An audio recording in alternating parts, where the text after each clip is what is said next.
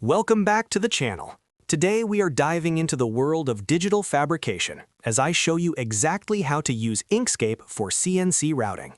Whether you are crafting a beautiful custom wooden sign or designing intricate furniture parts, preparing your vector files correctly is the most important step to ensure your CNC router runs smoothly and without errors. If you find this guide helpful for your next project, please hit that like button and subscribe for more professional design tutorials. Let's jump right into the setup process. First, let's talk about canvas and path requirements. When designing for a CNC machine, you must ensure your objects are closed paths. Use your node tool or press N on your keyboard to inspect your shapes closely. A CNC bit follows a continuous path, so if there is even the tiniest gap or an open line in your vector, the machine will not be able to compute the toolpath correctly. Once you have ensured your shapes are perfectly closed loops, select all your objects and press Ctrl plus Shift plus C to convert your strokes and shapes into paths. This is a vital step that tells Inkscape to finalize these forms for machine export.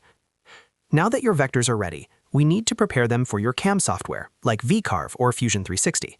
Select your design using the Selection tool, or press S.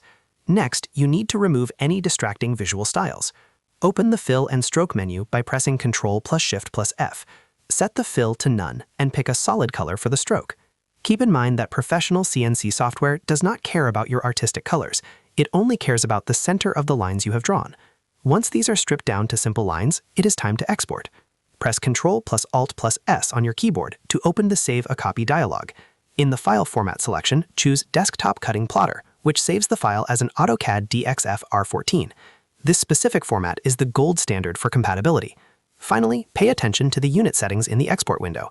Set the base unit to millimeters or inches to match the project settings in your specific CAM software to ensure your final parts come out at the correct size.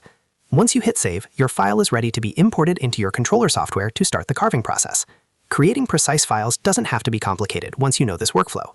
If this video helped you master Inkscape for your CNC projects, make sure to like and subscribe to stay updated with our latest tutorials.